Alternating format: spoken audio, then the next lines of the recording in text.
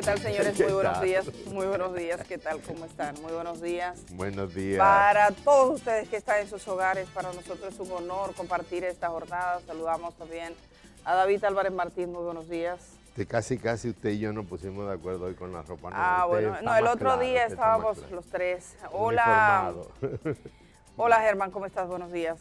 Buenos días, buenos días. Buenos días a todos. Y buenos días también a Indira Suero, en un momento también con nosotros. Estamos los cuatro comenzando esta jornada de esta mañana, evidentemente, República Dominicana. Hoy, desde anoche, el tema principal es el decreto del presidente de la República que removió la mata. Bueno, el presidente no dejó dormir a muchos porque a la hora en que salió, a mí ya me estaban llamando y diciéndome cosas. Y yo, señores, yo tengo que dormir, tengo que levantarme a las 4. Sí, pero sí, realmente removió. Hay casos interesantes, el caso de educación era algo que venía sonando desde hacía meses. Algunos han planteado incluso más de un año. Se venía planteando el hecho de que se iba a ser cambiado Roberto Fulcar por muchos motivos y por muchos conflictos que hubo.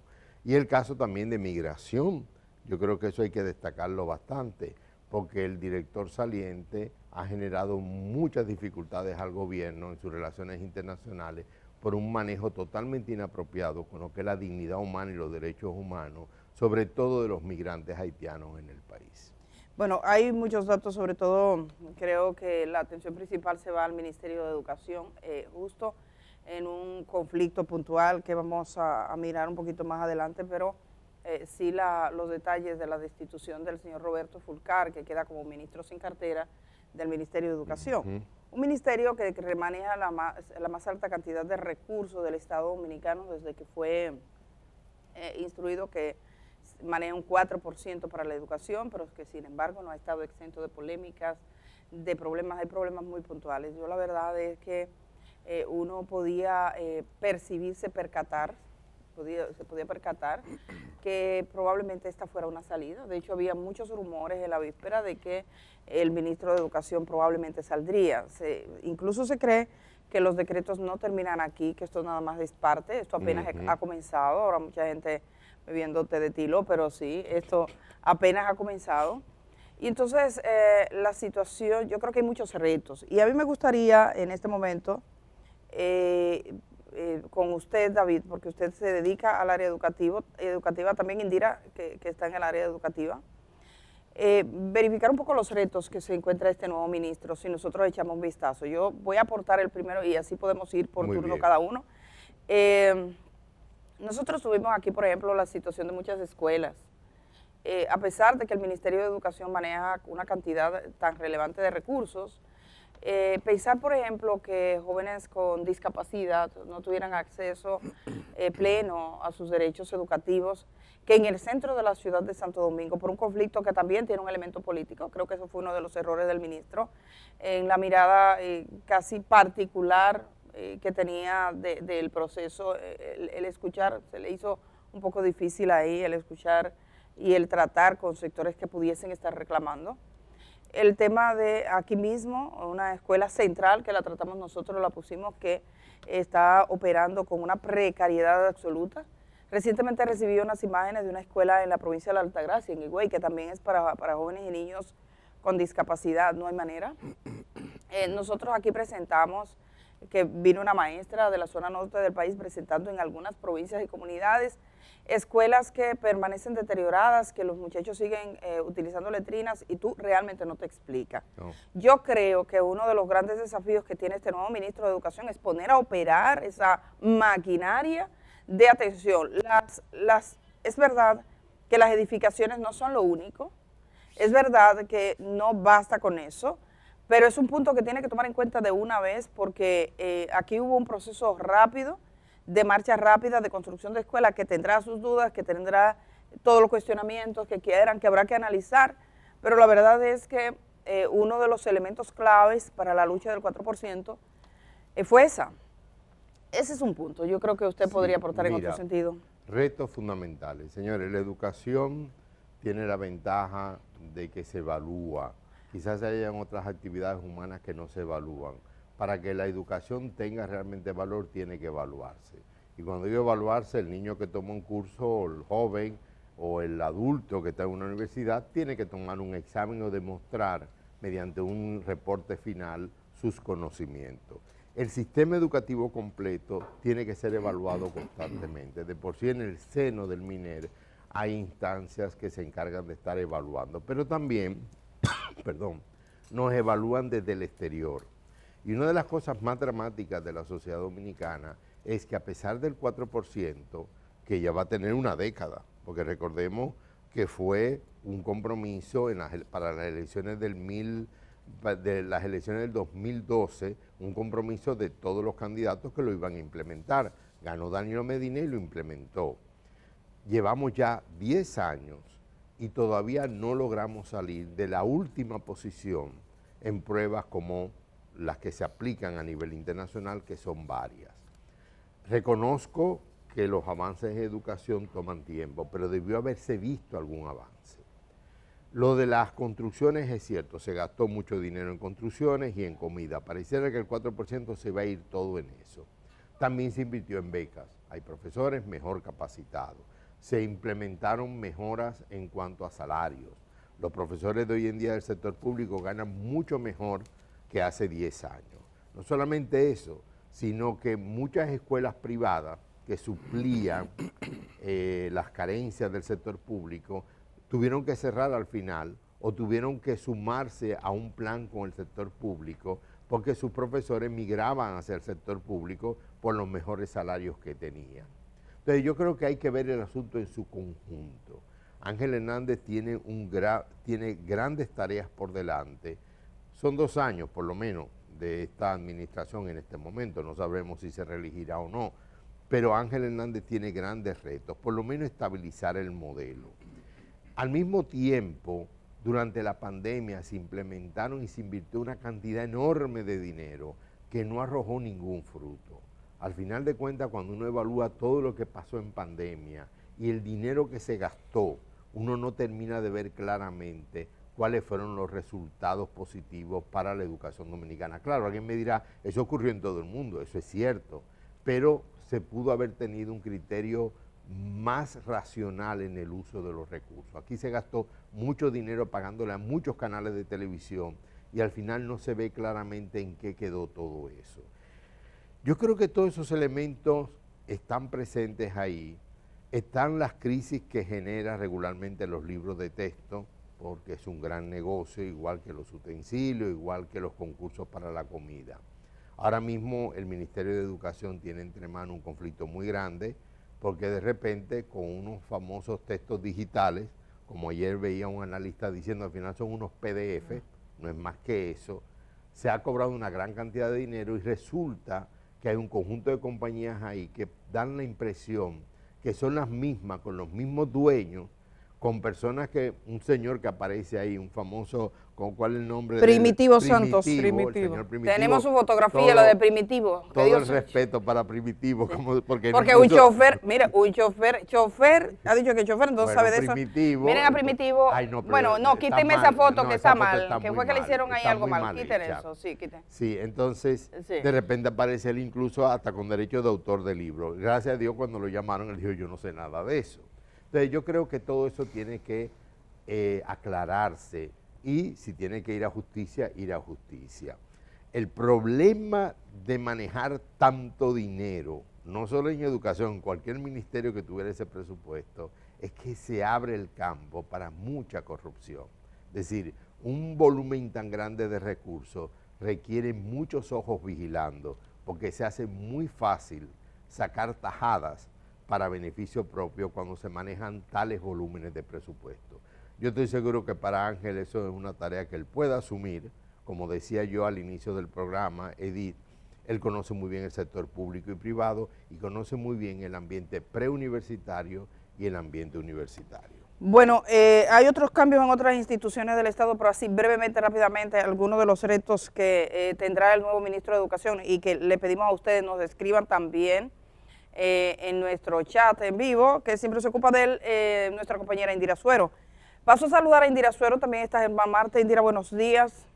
Vamos a animar a la gente, por supuesto, a que ponga sus comentarios y entiendo que tú también tienes el tuyo. Sí, bueno, saludos a todos, saludos a quienes nos sintonizan a través de Telesistema Canal 11 y también a quienes están en nuestro chat en vivo desde inicio del programa comentando sobre las noticias con que amanecimos en este día. Yo quiero referirme en especial al Ministerio de Educación, a este nuevo reto que tendrá el nuevo ministro Ángel Enrique Hernández Castillo. Él es fundador de la Universidad Abierta para Adultos, UAPA, y ciertamente, como decían ustedes, Edith y David, hay muchos retos ahora en el Ministerio de Educación. Retos, ahí tenemos la foto de Ángel Enrique Hernández Castillo, quien acaba de ser designado como nuevo ministro de Educación. Yo pienso, David y Edith, que uno de los principales retos es el de la educación a distancia, porque fue justamente esa labor que se trató de instaurar durante el pico de la pandemia y que lamentablemente no tuvimos tanto éxito en nuestro país con la educación a distancia. Hablaba David también sobre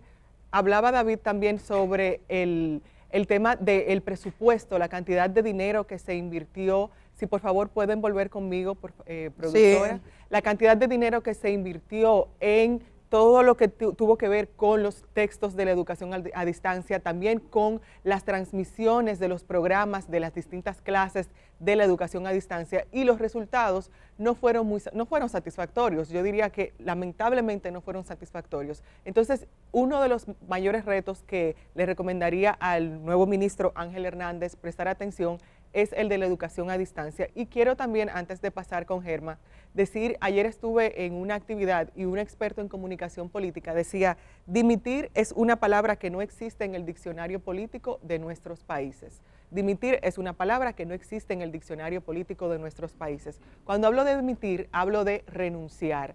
Y este experto decía que renunciar es el acto más valiente que puede hacer un funcionario, porque implica que reconoce que tiene el valor de reconocer que no está capacitado para una función. Y hablo de esto con referencia al exministro Roberto Fulcar, porque lamentablemente él no tuvo el valor de dimitir, a pesar de que la población, y en especial la población que tiene hijos en el sistema de educación, no se sentía a gusto con la gestión que realizó el señor Fulcar. Reconocer el problema es el ejercicio más valiente. Él, yo pienso que no lo hizo. Y también hay que recordar que él en la más reciente declaración a propósito de la gestión que llevaba a cabo, decía, el nuevo modelo de educación es una educación para vivir mejor. Esto lo dijo él en su rendición de cuentas, educación para vivir mejor. Y se refería a los 2.5 millones de estudiantes que componen todo el sistema educativo en República Dominicana y los cuales estaban a cargo de su ministerio. Entonces uno se pone a pensar, esos 2.5 millones de estudiantes no tenían tiempo para esperar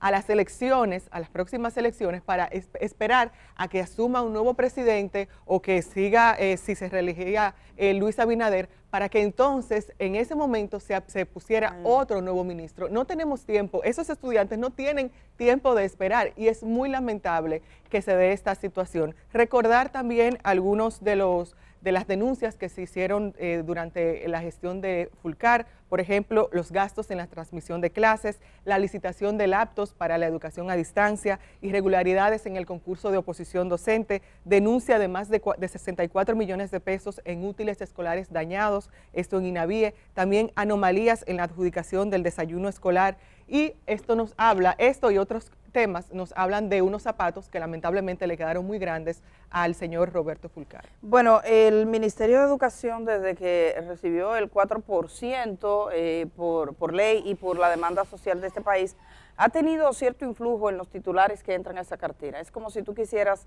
hacer algo para decirle, señores, pisen tierra, que esto es tierra.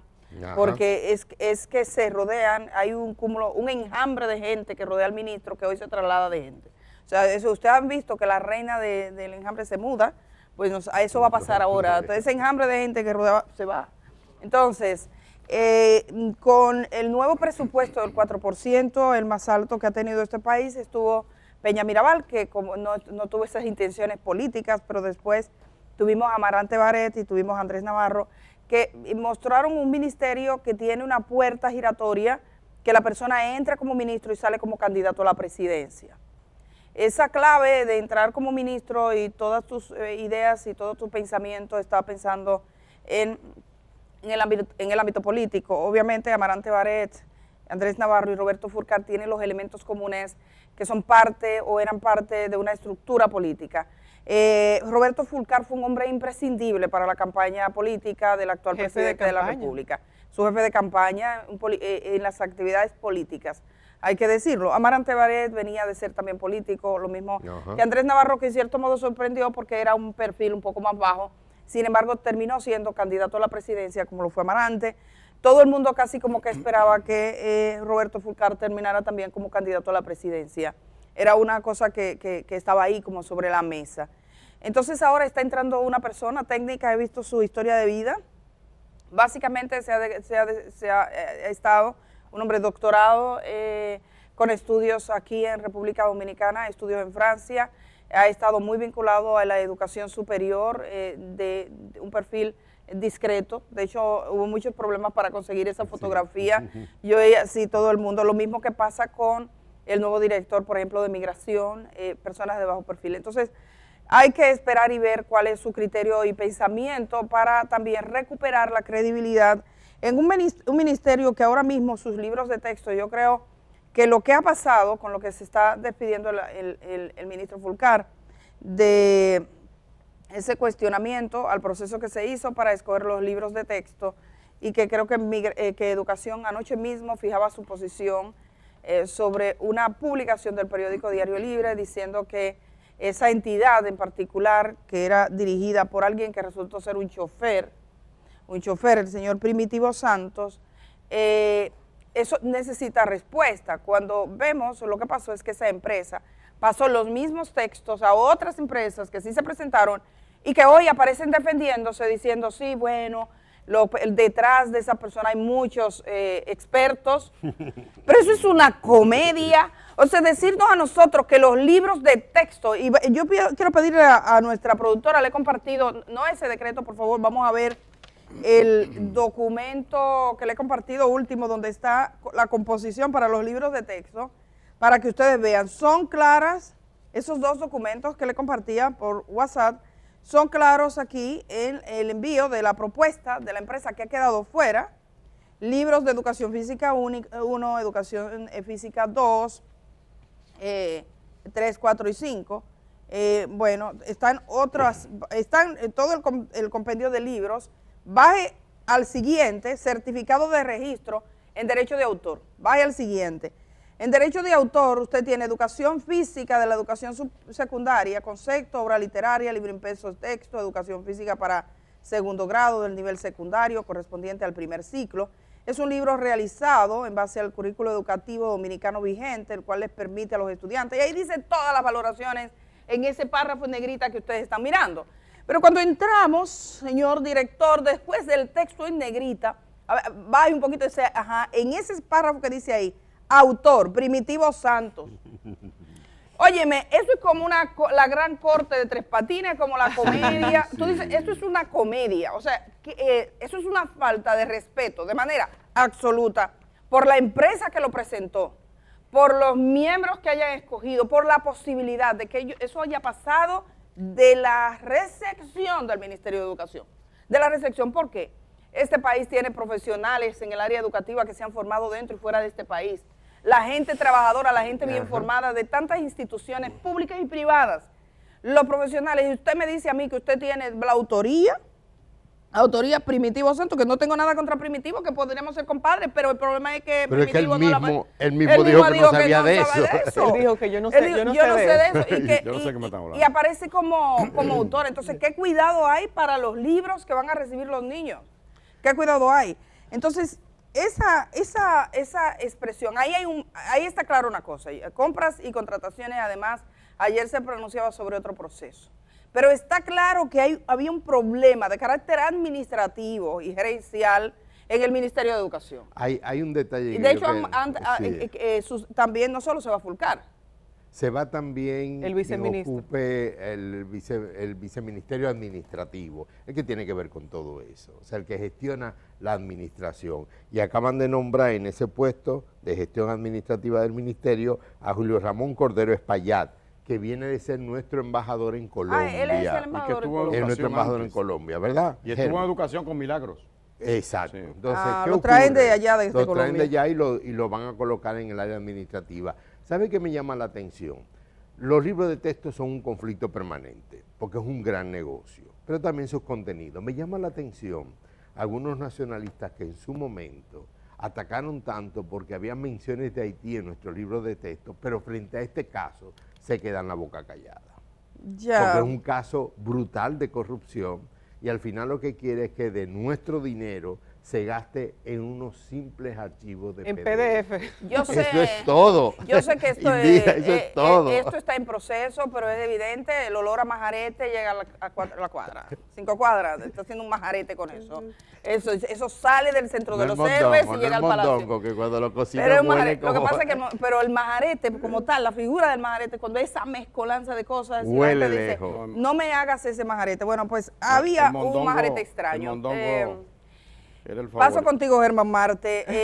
Obviamente nos hemos concentrado mucho en ese Sí. ministerio que por la importancia, la relevancia, incluso la cantidad de recursos, el impacto que tiene sobre la gente, pero hay otras dependencias públicas que también tuvieron cambios. Adelante, Germán. Ciertamente, pero antes de pasar con el Intran, con migración y otros cambios, quiero referirme brevísimamente, no a lo que ustedes dijeron, que lo suscribo en cuanto a lo que tiene que ver con educación. Sí anotar un aspecto político. Es una derrota para el presidente Luis Abinader que su jefe de campaña haya sido involucrado en una serie de escándalos, una serie de ruidos. Yo lo lamento muchísimo porque conozco a Fulcar hace tiempo, lo he dicho 1000 veces aquí y le tengo estima a él y a su hermano Julito, pero él no aguantaba más. No aguantaba más. Y de hecho, fíjense que se suponía que era el 16 de agosto, lo han adelantado. Creo que el detonante ha sido este escándalo que Contrataciones Públicas dijo, no, nosotros habíamos rechazado ese contrato de 2.500 millones, ¿cierto? 2.500 millones de pesos para libros electrónicos y demás. Creo que es una gran lección. Roberto Fulcar sale del ministerio más importante y el que maneja más recursos de la República, el más grande, ¿verdad? Después está, creo que Salud Pública, después Obras Públicas, así. Sale de ese ministerio a ser secretario o ministro sin cartera. Un hombre que, según él mismo, tenía una proyección ascendente en la política, que fue el que manejó, el estratega de Luis Abinader. Lamentable esta derrota y como dice David Álvarez, donde se maneja mucho dinero, hay que tener los ojos puestos, muy bien puestos. Creo o recalco que es una derrota para Abinader, pero en el juego del manejo del poder, como bien lo explica Robert Greene en las 48 leyes del poder, el que maneja la cuestión puede, el soberano puede revertir algo que es negativo, y usted también en la vida, amigo, lo puede hacer. Si algo negativo, usted puede revertirlo en algo positivo, y el presidente con estos movimientos que hizo anoche, creo que se quita un poco de ruido, ¿verdad que sí? Aprovecha políticamente ese asunto, sale de cierta persona, por ejemplo, del Intran, ahí se va el que estaba ahí, que era un dirigente de Conatra, increíble, poner el ratón a cuidar el queso. Así estaba el Intran, Instituto Nacional de Tránsito Terrestre. Han nombrado a Hugo Veras, que por lo menos en lo teórico, vamos a ver en la práctica, teóricamente parece un tipo con inquietudes, tenía un plan cuando era candidato a alcalde de la capital, y vamos a esperar, vamos a desearle que lo haga bien. Hasta ahora es una persona que se ha manejado con mucha decencia. Vamos a desearle mucha suerte. El otro que a mí me llama poderosamente la atención, porque es como un asunto capicúa, de doble vía. El otro cambio es el de Enrique García. Enrique García, un abogado, un joven abogado, bueno, ya no es tan joven, pero una persona que uno pensaba viniendo de la UAS, tenía un espíritu más progresista, más humanista, más, qué sé yo, más humano, más decente. Y lo que hizo aquí fue terrible, terrible. Nosotros vimos guardia metiéndose a apartamentos, rompiendo puertas, ni en Estados Unidos, que también es terrible. La persecución en algunos momentos ha sido terrible contra los inmigrantes. Entonces él pasa de ser un persecutor, un torquemada, ¿verdad, David? Sí. ¿Verdad, Indira? Un torquemada de la Santa Inquisición, persiguiendo a los inmigrantes, a ser ahora, ojo, el defensor de los inmigrantes dominicanos en Boston, porque ha sido nombrado como cónsul en Massachusetts. En Massachusetts había un run que nosotros estábamos investigando con el cónsul actual, pero eso lo vamos a dejar hasta que tengamos más datos, pero van, por ejemplo, desde la firma de una serie de documentos consulares firmados mientras él estaba en República Dominicana. Bueno, eso es grave en los Estados Unidos. Vamos a ver, por suerte lo han quitado antes que estallara este escándalo, vamos a desearle suerte a ese también, pero Enrique García, vamos a darle seguimiento a ver cómo él se va a mover ahora, de ser un persecutor aquí a ser un defensor allá. Vaya, bueno, se va la vida. en momentos en que incluso se investiga la muerte de un ciudadano haitiano en una guagua de migración. Sí. Él había dicho, yo le saco debajo de las camas. Yo creo que en ese tema, a las mujeres, yo creo que en ese tema Enrique García tiene bueno, quiso simpatizar también. Se notó más una opción que quizás tú y mucha gente en el país, Germán, no creían que él tenía, o sea, ese espíritu que tenía. Recibió en Ese su era un oficina ruidito que tenía Abinader a innecesario. un tipo que pertenece a grupos paramilitares nacionalistas de Que ultraderecha. esos grupos incluso en algún momento habían dicho cosas de a Luis Abinader, del actual presidente de la República, y habían, Santo Dios.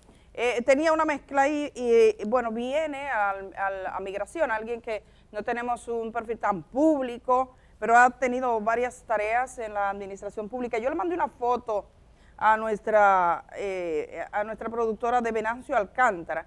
Ahí es en el centro, en azul, ahí como que por el tamaño aquí se nos difumina un poco. Eso fue el momento cuando fue presentado como candidato a dirigir el PRM en el Distrito Nacional. Eso fue el 5 de junio apenas. Es un activista político del PRM, ha tenido labores distintas en la... Unos 30 años. Exacto. Bueno, yo he encontrado aquí, por ejemplo, y vengan conmigo, cuando le aprobaron algo en el Senado de la República, entonces daba los datos de él, 30 años, cargo en la administración pública, fue diputado en el Congreso Nacional por el Distrito, 98-2002, regidor por el Distrito Nacional, subdirector de Servicios Generales de Pidoca, empleado del Ayuntamiento del Distrito, que por cierto era empleado hasta hace poco también. Entonces es la persona que va a la dirección de migración. Alguien que también sale del país, porque se va del país, lo mandan como cónsul, el director de migración, pero también el director de bienes nacionales. Queda sustituido el director de bienes nacionales. Y hay varias, digamos, algunas decisiones más. Se esperan que estas no sean las únicas. Sí. Porque se habla de una gran remoción de cara al 16 de agosto, que como decía Germán, se ha adelantado. Evidentemente que el más notable en todo esto ha sido el del Ministerio de Educación. Creo Entonces, que Indira quería comentar algo. Indira. Bueno, sí, no sé si tenemos tiempo. Bueno, pero tenemos, sí. Como tú quieras, tiene 30 segundos, como le decimos a la gente, porque estamos presionados, pero Sí quisiera, bueno, un consejo para el señor Venancio Alcántara Valdés antes de ir a pausa, y es que uno no es mejor ministro de Migración por deportar a mujeres embarazadas, uno no es mejor ministro de Migración por deportar a mujeres lactantes, uno no es mejor ministro de Migración por deportar a menores de edad, y uno no es mejor ministro de Migración por deportar a menores de edad solos, sin ninguna compañía de sus padres. Uno es un buen ministro de Migración cuando uno hace deportaciones de personas que están en situación irregular de manera digna, cumpliendo con las leyes de nuestro país que dicen que no se puede deportar a embarazadas, lactantes, menores de edad, envejecientes y personas enfermas. Y uno es mejor ministro de Migración cumpliendo con lo que dicen las leyes internacionales. Bueno. Tenemos que pensar en lo que queremos para nosotros, en cómo nos gustaría que traten a los migrantes en situación irregular que se van en Yola a Puerto Rico o que atraviesan el tarpón de Darien para llegar a Estados Unidos. Entonces, sí, simplemente tiene mucho desafío este nuevo director de migración. Yo creo que también, ayer decía algo y después lo podríamos tratar porque no tenemos más chance, la vicepresidenta que decía, era como que cada cabeza es un mundo. Eso es lo que yo entendí. Que Cuando cada dice quien sabía lo que cada hacía. titular de cada institución como que decide, y eso fue respecto a los salarios, que hoy es uno de nuestros temas fundamentales. Uno de los puntos que creo ha hecho mayor ruido en los últimos días ha sido el incremento salarial de ciertos funcionarios públicos. El presidente habló ayer, la vicepresidenta habló por otro lado, y hoy hemos invitado a Cándido Mercedes, que es sociólogo, pero Cándido Mercedes en el área académica forma a personas que van a tener lo que llaman ahora la gestión humana en las instituciones. Sí. Entonces, ha estudiado muy bien la ley de salario, ha escrito sobre ello. Yo cuando estábamos pensando ayer en alguien, dimos Cándido es el hombre, así que va a estar esta mañana aquí. También tenemos a una periodista colombiana, Edna Liriana, que nos acompaña para hablarnos del proceso. Colombia está a la vuelta de la esquina para cambiar de presidente. Toma posesión Gustavo Petro. Así que cuando regresemos tenemos esto, mucho más también, por supuesto, en este día. Gracias por estar.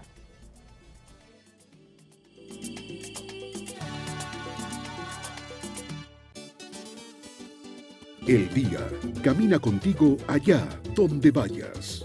Cuando salgas de casa, continúa con nosotros en YouTube. El Día, 25 años de buen periodismo.